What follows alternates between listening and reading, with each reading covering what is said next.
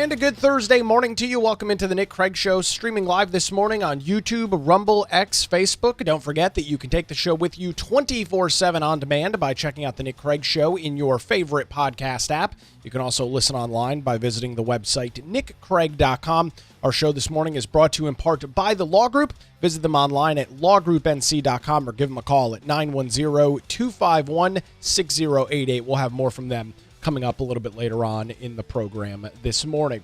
Well, all of the air has been sucked out of the room national news-wise, covering a horrific situation unfolding yesterday morning in Minneapolis, Minnesota, as law enforcement in the area there responded to a shooting at a Catholic school. The details are grim this morning. 2 children, 8 and 10 years old, shot and killed, 17 others injured as the suspected shooter unleashed a fire on the Annunciation Catholic School. Children were in a Wednesday morning mass service at the church next door when the individual decided to roll up to the church and begin spraying through the stained glass windows, firing into the property. It's not immediately clear this morning whether the individual actually breached and got inside the church and was shooting at the parishioners that included children, or if all of this took place on the outside. Definitely a large part of it took place outside the property. Shooting inside the building, not immediately clear on some of the other details yet. And the suspect, who cowardly, as you would expect, turned a gun on themselves, shooting themselves and killing themselves. The individual, a transgender individual being identified as Robert or Robin Westman, born a biological male, then just back a couple of years ago, changing their name and their identity to Robin Westman, according to law enforcement sources. The individual carrying 3 firearms, according to authorities, a rifle, pistol, and shotgun. Court records show that a Minneapolis juvenile named Robert Westman had their name legally changed to Robin in 2019. An affidavit signed by the individual's parent, FBI Director Kash Patel, confirmed that the shooter was born Robert, but then later identified as Robin. Robin Westman, previously known as Robert Paul Westman, according to court documents filed by the shooter's mother at the time that happened back in 2019. So as we watch this unfold and watch some of the investigation take place this morning, a very disturbing, about an 11-minute video was published on a YouTube channel yesterday under the name Robin Westman. As you can imagine, it was quickly deleted by YouTube, but once something is posted to the internet, it pretty much lives on forever. That video uploaded to multiple other social media outlets yesterday. I'm not going to show it on the air for you this morning due to the fact that it's been pulled down, and don't want to risk getting the channel deleted on any of our platforms. But in this 11-minute video, you can hear the shooter, I think recorded the night before, showing off an arsenal of guns and ammo. And I do have a couple of pictures from it, including this image that shows on the individual's guns, the variety of guns that they brought, saying kill Donald Trump, rip and tear, kill Trump now, defend equality, a trans pride flag with what appears to be the silhouette of an AK-47.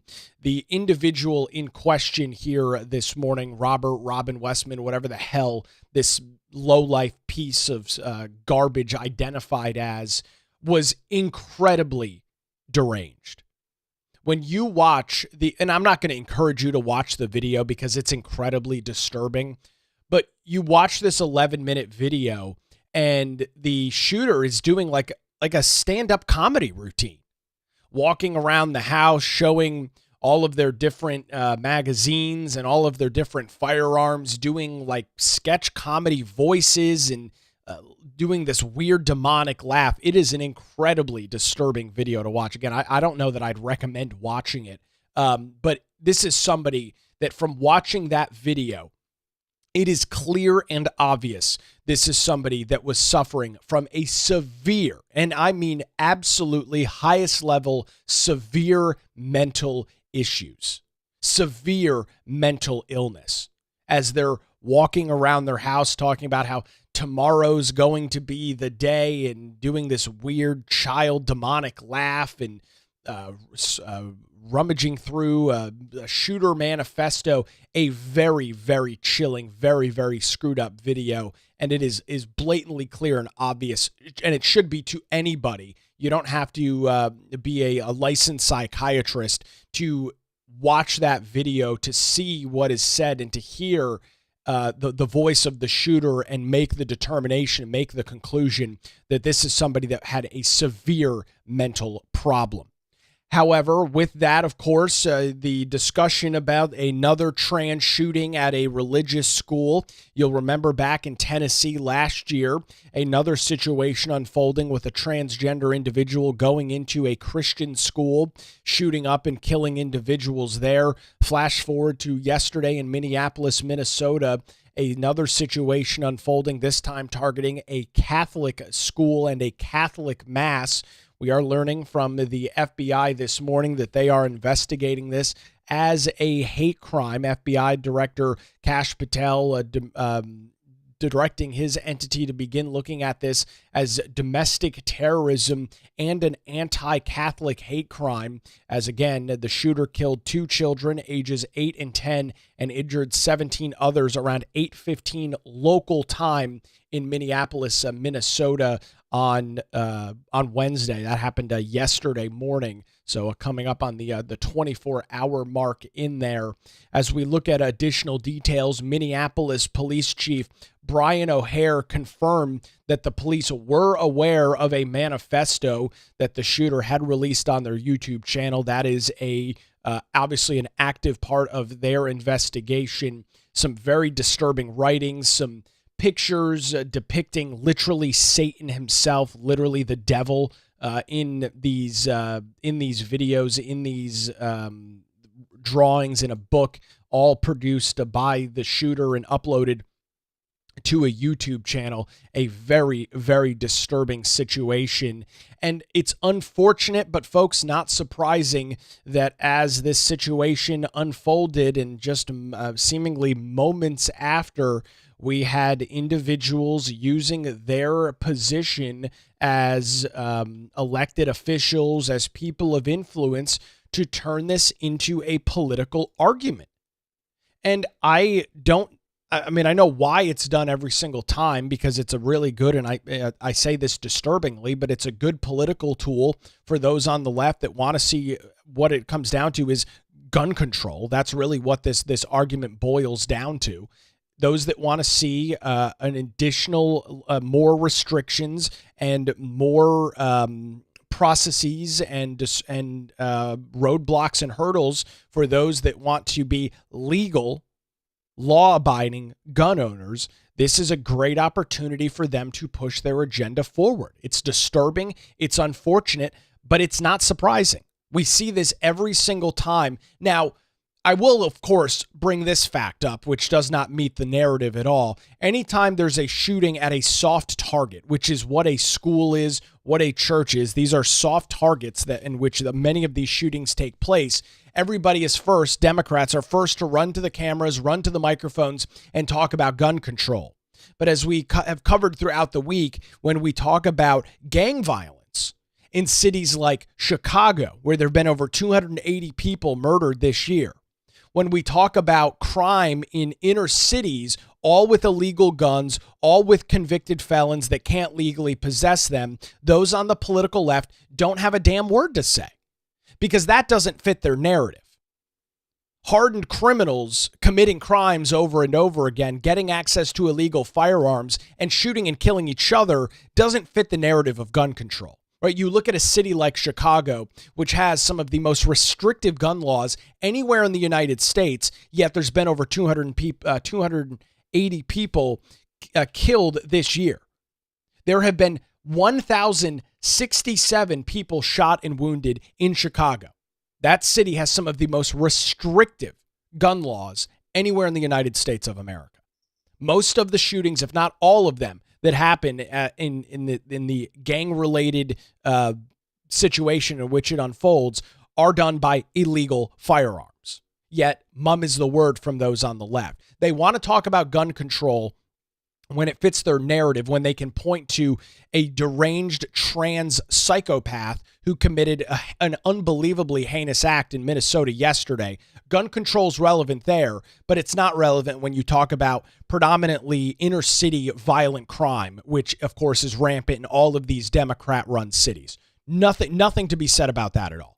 281 homicides in Chicago, more than 1,000 people shot and wounded this year. No talk of gun control in Chicago. Why? Because they already have the incredibly restrictive gun laws. And it's so frustrating to watch this play out over and over again.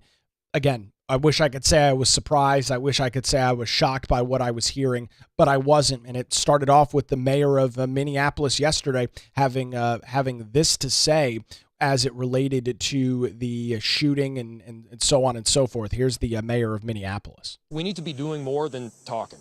It can't just be words. There needs to be action.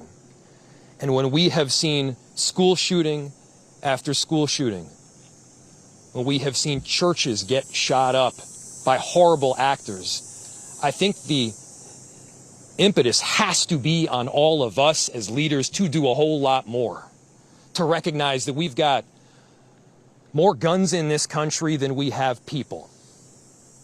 So there it is. I mean, so there's the argument already. It is once again the gun that is responsible, not the demonic, deranged trans shooter that is responsible. Always the same argument. It's never the mental illness. It's never the discussion on the individual. It's always the discussion about the firearm. Yet when we see somebody plow through a crowd of people in a box truck and kill people, we don't talk about banning vehicles. We don't do that. But when somebody uses a firearm, we talk about how guns need to be banned. And that's exactly what the mayor in Jacob Frey was talking about. Oh, there's more guns than people. So what? So I guess we just need to, if we ban all firearms, demented, demonic, human piles of trash in this shooter stops? No. They do it with a knife. They do it with homemade explosives. They do it with a vehicle. Go look over at the UK, where guns are essentially outlawed. What happens over there? You've got a bunch of illegal immigrants stabbing people to death. In Germany, you had a U.S. citizen a U.S. citizen had the ever-living crap beaten out of him by an immigrant on a German subway system. There's no guns in those countries, or very few. And so deranged, screwed up, mentally ill, dangerous, violent people turn to anything that they can to commit heinous acts. In this case, it was a gun. We've seen it with knives. We've seen it with explosives. The Boston Marathon bombing, no guns going on there. Pressure cooker. Yet it's always the same argument from those on the left. And it's on all of us to recognize the truth and the reality that we can't just say that this shouldn't happen again and then allow it to happen again and again beyond that. It's on all of us. And I have heard about a whole lot of hate that's being directed at our trans community. Wow. Anybody who is using this as an opportunity to villainize our trans community or any other community out there has lost their sense of common humanity. Mayor Jacob Frey, the Democrat, surprise, surprise, the Democratic mayor of Minneapolis, is a complete scumbag. So because we are reporting the truth, because we are stating the fact that the shooter that killed an 8 and 10-year-old in an attack on a Catholic church yesterday morning, because we mentioned the fact that the shooter is a transgender individual sworn in affidavit court documents changing their legal name from Robert to Robin. Because we tell that fact, which again, it's not up for dispute. There are literally, this isn't assumption situation. There was an affidavit signed by the suspect's mother in 2019, changing their legal name from Robert to Robin. Because you bring that up as a fact, you are attacking the trans community. So we can attack and vilify legal gun owners, which is what you just heard the mayor do moments before making this comment. We can vilify people that are law-abiding members of society that are exercising their constitutional right to bear arms. We can vilify those people, but God forbid we vilify the mental illness that exists in an incredibly high number within the so-called trans community. Then you're a heartless bastard. Then you have no soul. You have no humanity. What a disgraceful minute from the mayor of Minneapolis. It goes to show you really how out of touch, and this has been a big theme over the last week or so, really how out of touch those are on the political left. And the mayor of Minneapolis, boy, is he exemplifying that publicly yesterday. We should not be operating out of a place of hate for anyone. We should Unless be you're a gun operating owner. from a place of love. Unless you're a gun owner. We should not be operating out of a place of hate unless you are a law-abiding gun owner. Then we hate you and everything you stand for. Right, Mayor Frey? For our kids. Kids died today. This needs to be about them. This needs to be wrapping our arms around these families with every bit of love that we can possibly show. And I know that our Minneapolis family and well beyond is prepared to do exactly that. And so my message to everyone out there is, again, these families are experiencing some acute pain right now. But don't just think of these as somebody else's kids. Think of your own. Let's make sure that we're acting now to not just say it's never happening again, but ensure it doesn't.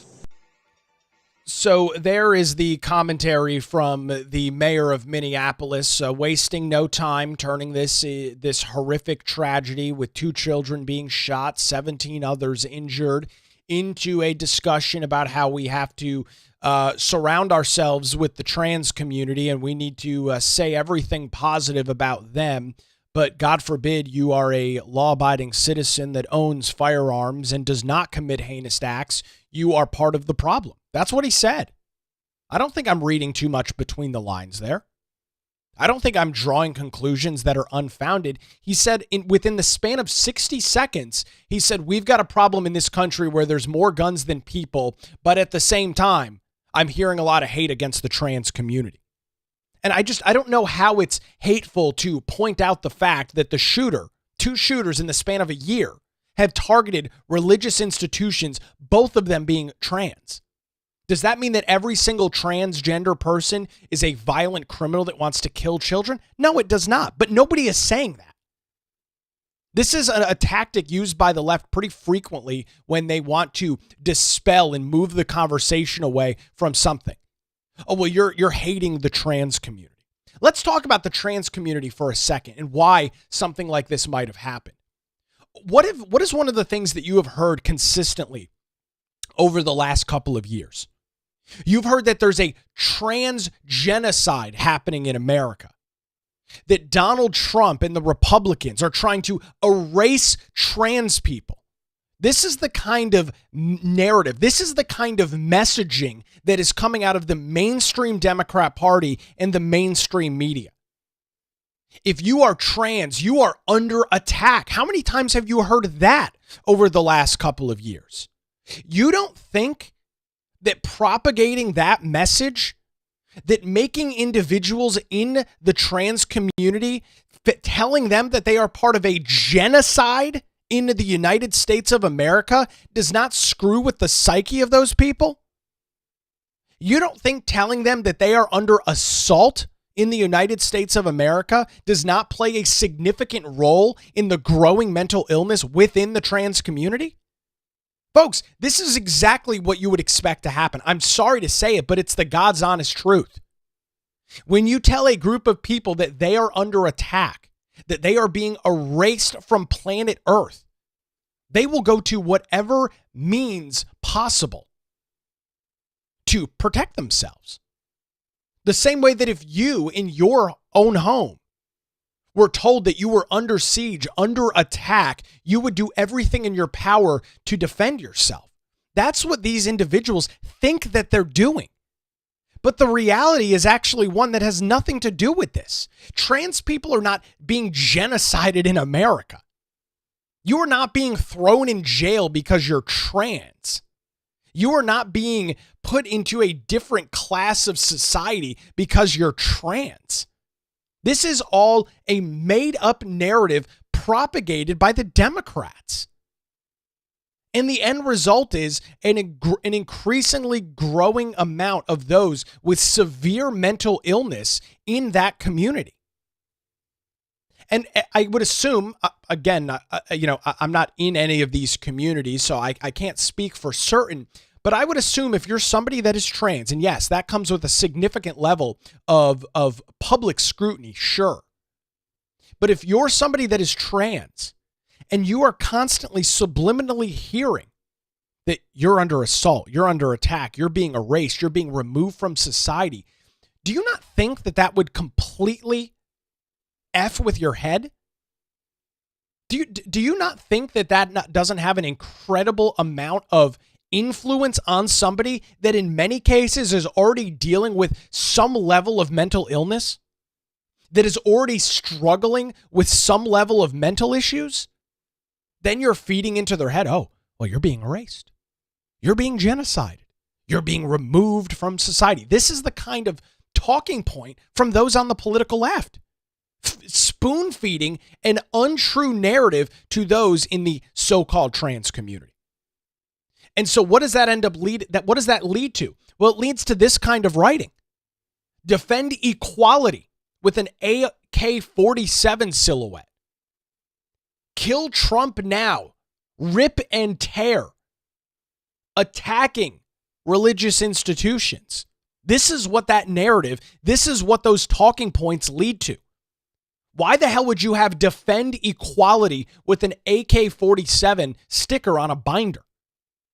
The only way that you would put something like this out is if you are of the mindset, you are of the belief that you being trans, that you are under siege, you are under attack by those in the United States of America. It has a huge impact. It plays a major part. And of course, the other aspect of this is, of course, we're, pumping 10, 11, 12-year-olds full of hormone blockers and God knows whatever else to affirm their gender, right? We've got to, if you don't participate in gender affirming care, you're a hateful bigot.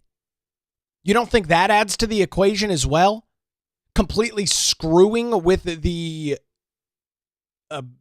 growth and the development of a literal prepubescent child by shoving hormone blockers inside of them, by giving them so-called gender-affirming care so that you can be compassionate to what's going on. Lo and behold, what ends up happening?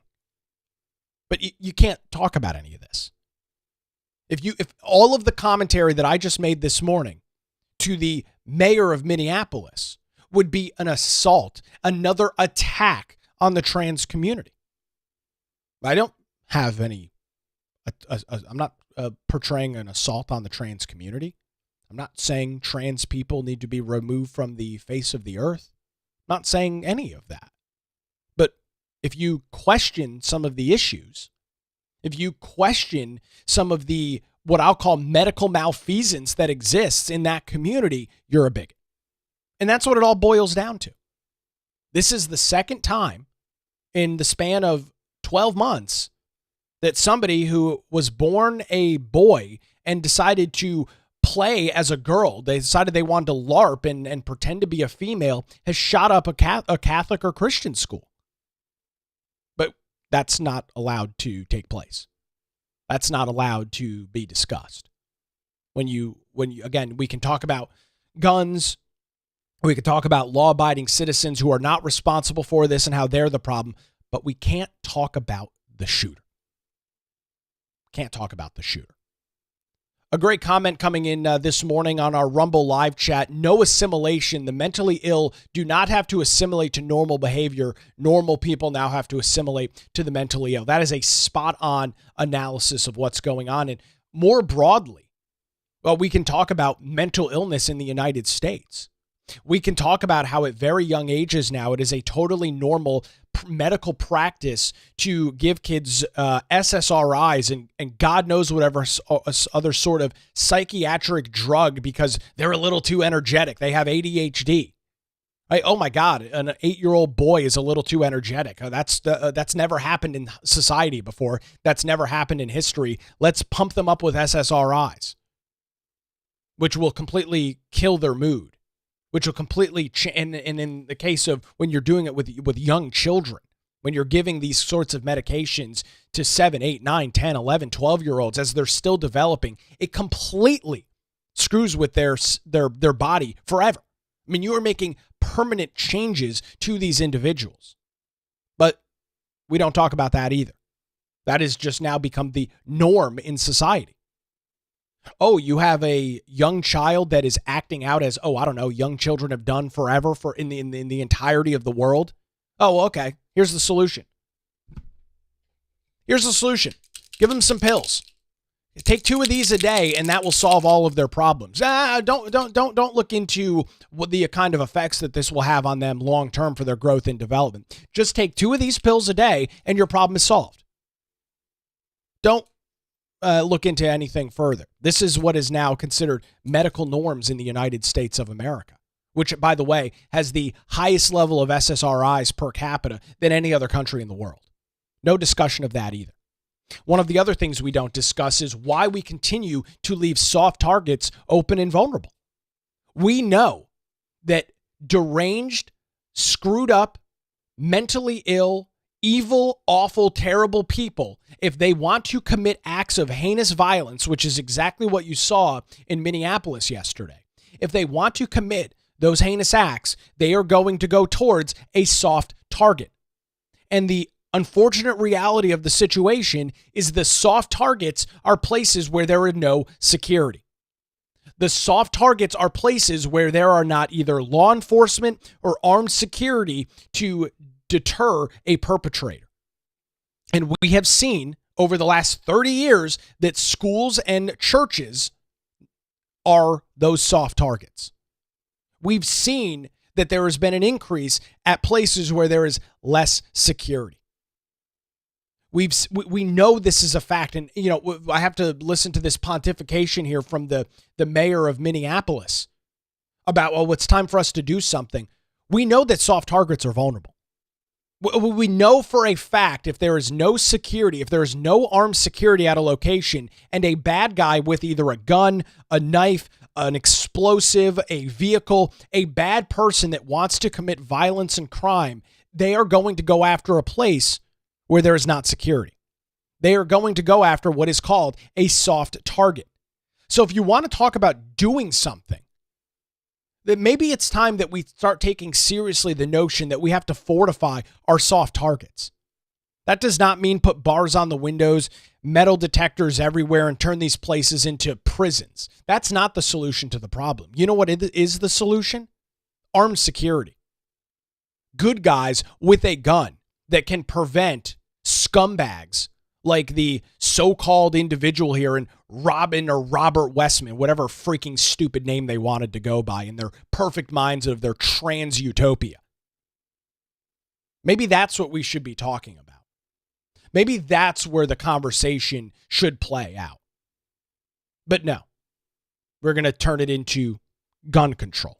Once again, we're going to turn it into a device that tens of millions of law-abiding citizens have access to for their own personal protection, for their own personal security. We are going to vilify those people. But you're not allowed to ask any questions of the trans community? You're not allowed to ask any questions of those on the left that continue to push this unbelievably hateful rhetoric that makes these people believe that they are under assault and under attack in America? Not allowed to do that. No, not at all. And it's not just the It's not just the mayor of Minneapolis saying this. You had, of course, Senator Amy Klobuchar, the Democrat from Minnesota, saying the exact same thing, making the exact same commentary on MSNBC yesterday, saying that it's time for a national assault weapons ban. What is an assault weapon? I have no idea. I mean, if I take this D-cell battery and beat you over the head with it, is this an assault battery? These things are pretty damn heavy. If I get a couple good hits in on somebody with this thing, I could assault them with this, right? That's what the legal definition of assault is. So is this considered an assault weapon? Well, if I use it to assault somebody, yes. So what are we going to ban? We're banning firearms because they can be used to assault people? Why don't we ban vehicles too? Because you can run somebody over. You can kill people by hitting them with a car. You can drive drunk and kill a family driving down the road, minding their own business. We don't do any of that, even though it is, of course, already illegal to drink and drive. Like it is already illegal to take a gun and shoot and kill people when you're not defending yourself. That is already a crime. But see, this is where the argument really starts cracking on the left. It's already a crime to shoot and kill people. The reality is, screwed up, mentally ill, deranged individuals, folks, they're not interested in following the law. They're not interested in following any sort of societal norms when it comes to it is not okay to shoot and kill innocent people, right? That is something that 99.9999% of society agrees to and believes. You don't commit violence and you don't commit violent acts on innocent people. This is not a fringe belief. This is what everybody believes. But for somebody that has presumably a demonic soul based on the 11-minute YouTube video that I watched, somebody that has evil and hatred in their heart and wants to hurt other people, the laws don't matter. I don't know how many times this needs to be stated or how many times this needs to play out. Criminals don't follow the law. That is why they are by definition criminals. Right? I was talking earlier about the crime statistics in Chicago. How is it that there are so many shootings in a city with very restrictive gun laws? How is that possible? Because those that want to perpetrate violence, those that want to commit crimes will go to any means to do so. When you look at people even being arrested here throughout southeastern North Carolina, you look at arrests in the city of Wilmington, you'll see it time and time again. A plethora of charges against somebody and always tacked on at the end, possession of a firearm by a convicted felon. As a felon, you are not allowed to legally possess a firearm, meaning that you cannot go to a gun store, you cannot go to a gun show, you cannot go to any sort of dealership or any place where you could legally purchase a firearm. You cannot purchase one. You will fail what is known as the NICS background check. That is a national system that that plays out when you're buying a gun legally from a gun store, a gun trade show, or anywhere else that you'd be legally purchasing a firearm. You would fail the NICS background check because you are a convicted felon. So how is it that these criminals seemingly always have guns? Because they're not interested in following the law. So unless we can somehow outlaw people's ability to commit crimes, which of course there's no way to do so, unless we can do that, this is a useless discussion and useless argument. What I hope comes of this, and I do agree with the mayor and the governor and everybody that spoke yesterday, that this needs to stop. We need to stop this. This discussion, I hope, very quickly translates into security. That this very quickly translates into protecting soft targets like children at school. If we want to have any sort of impact on this, if we claim that we actually want to stop these things from happening, that is the solution. That is the path forward. That is the way that this is dealt with. Yet, we don't ever seemingly have that conversation. It's always somebody else's fault. It's already It's always somebody else's responsibility. It's always the fault of somebody besides the shooter, the person who committed the heinous act of violence. This trans shooter who killed an 8 and 10-year-old and injured 17 others in Minneapolis, Minnesota yesterday. Always pointing the blame elsewhere. Always trying to foster some ridiculous political argument where other people are responsible and not the person that, I don't know, actually committed the crime. I don't know, the person who actually pulled the trigger. It's incredibly disturbing. And yet you've got Amy Klobuchar and all of the rest of those on the progressive left just continuing to run their mouth at nauseum, making the incredibly ridiculous commentary and statements that she did. This was her on MSNBC last night. These kids did extraordinary things, but they never should have been put in that position in the first place. This was a madman. He was an all-purpose hater, by the way. Hated groups left, right, you name it. There's no way to pin an ideology on this. Not true. I think people should remember this as the facts come out about this manifesto. But what I learned from this, once again, is that guns, and we're a proud hunting state. There's a lot of law-abiding gun owners in Minnesota. But there's got to be more we can do. There's got to be more we can do. We can't pin it on an ideology. A guy has "fuck Donald Trump" written on the barrel of his AR-15, but no, we can't pin that on ideology. But that's literally one of the things written. But no, we're not going to pin this on ideology. If the person had something written on it that said, I hate Democrats or something like that, then we could pin it on ideology. Then we could claim it's an ideological issue. This was a radical right-wing extremist. But we won't pin it on ideology when this person seemingly is a radical left-wing extremist, part of the trans community. No. Won't do that at all. These people are disgraceful. I would argue that they hate America. They hate law-abiding citizens. They hate you and I and everything that we stand for. And it's obvious. This smug, catty nature of people like Amy Klobuchar. What a deadbeat. We're a proud hunting state. And well, we've got a lot of law-abiding gunners, but we have to do something. But no, we can't pin this on ideology. Really. But why can't we do that? Would you argue somebody writing "kill the president of the United States" multiple times on multiple different firearms is not an ideology? Does that look like somebody that is ideological to you? I mean, you don't have to be a poli-sci professor to figure this one out. I would say that is somebody that is ideologically bent pretty radically against conservatives and Republicans. "Kill Trump now!" ! Written in what looks like white Sharpie on the scope of a firearm. There's no ideology there, though, Amy Klobuchar? Nothing to discuss there? And of course, they're trying to do damage control because this doesn't fit their narrative. Now, if this was some right-wing radical that was responsible for it, then they'd be in full force, talking about how these people need to be eradicated from society, these crazy right-wing radical extremists. That would be their commentary. That would be we've seen it in the past.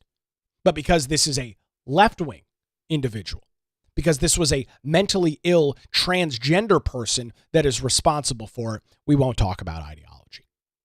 We won't talk about mental illness. We won't talk about the trans community. We won't talk about any of that. We'll shift all of the responsibility and all the blame to law-abiding Americans. Typical out-of-touch nature for the Democrat Party.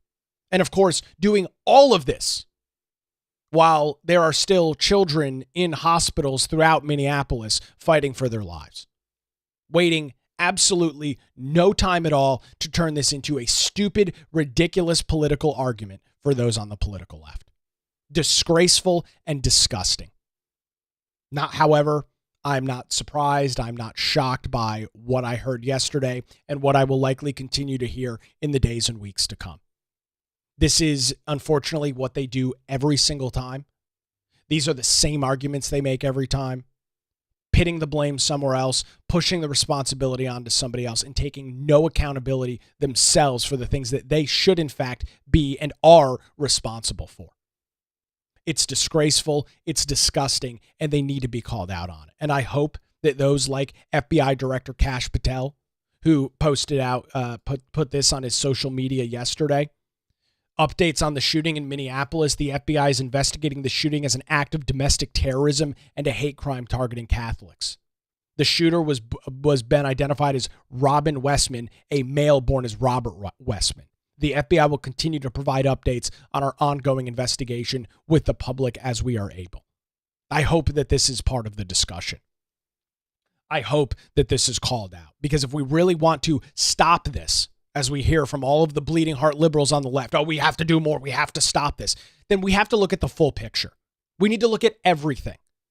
Sure, you want to talk about guns and look at guns? Fine, let's have the academic discussion on it.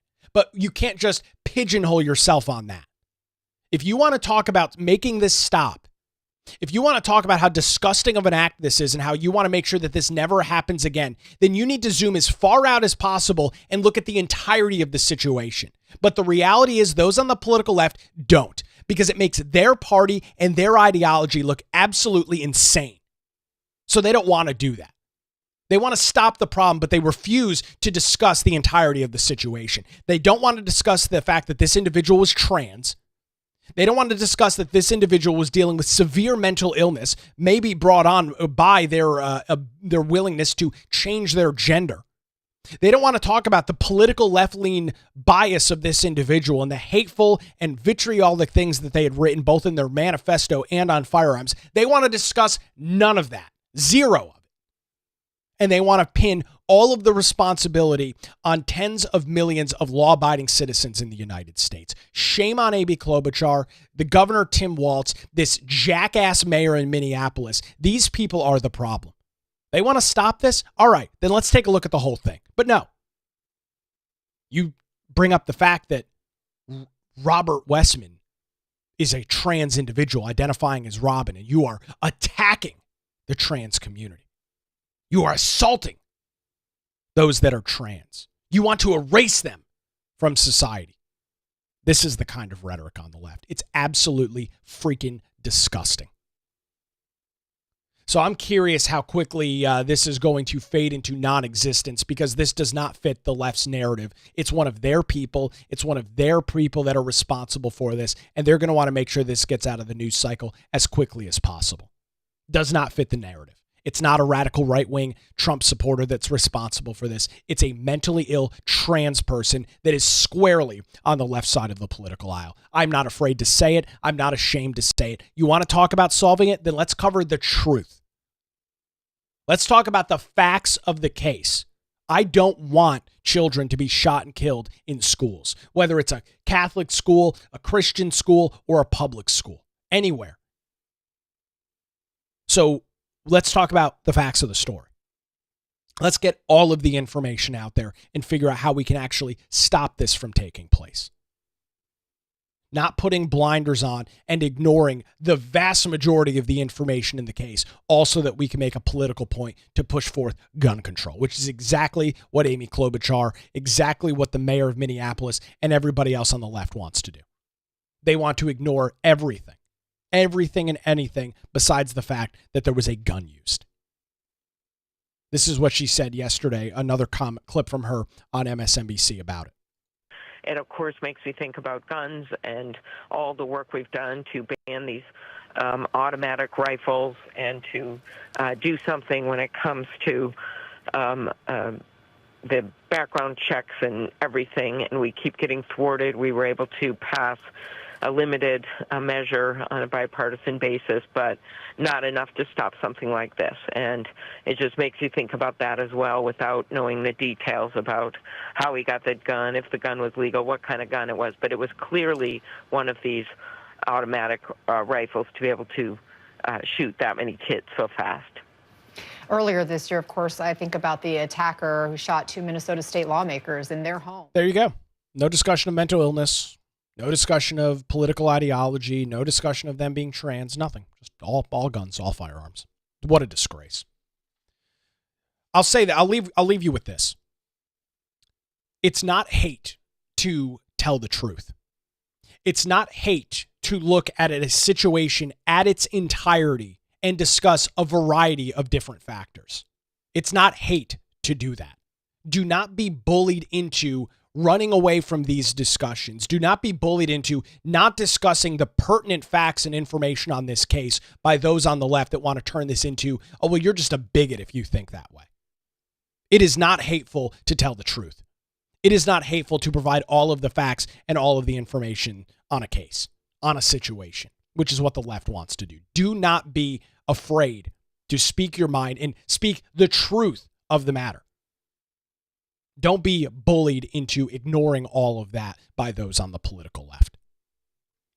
So we'll likely find out more details now that the FBI is involved in this, and I'm not sure if there's any more news or press conferences scheduled for today, but more will come out in the coming weeks and months. We will keep an eye on those details. Of course, some of it is probably not going to be covered by the mainstream media because, again, it doesn't fit their political bent or their political ideology. We'll continue to track those details right here on the Nick Craig Show. I do want to thank, as we get out of here this Thursday morning, our great sponsors, including the Law Group here in Wilmington, who just celebrated their 22-year anniversary serving southeastern North Carolina. When legal challenges do arise, make sure you put your trust in the Law Group. Whether you're facing a situation like a divorce, a real estate transaction, any legal problems, the Law Group has your back. Their dedicated team ensures your questions are answered and issues are resolved as quickly as possible. Great news, folks. They're located in downtown Wilmington and just a phone call away at 910-251-6088, or you can visit them online at lawgroupnc.com. Give them a call, 910-251-6088, or their website, lawgroupnc.com. The Law Group, experience and dedication you can rely on. We appreciate the Law Group and their continued support of the Nick Craig Show. So as we go forward with this, again, we'll keep an eye on the news out of Minneapolis, Minnesota. Keep the families of those that lost their 8 and 10-year-old child, all of the other students and the families that are parishioners at that church and have children that go to that church. Keep them in your thoughts. Keep them in your prayers this morning. A horrific situation unfolding in Minneapolis. We'll keep you up to date with the details as they come available and as we learn about them right here on the Nick Craig Show. Show streams live weekday mornings, 7 a.m., YouTube, Rumble, X, Facebook, and of course, many of you listening after the fact, 24/7, wherever you get your podcast. Thanks for joining us this morning on The Nick Craig Show.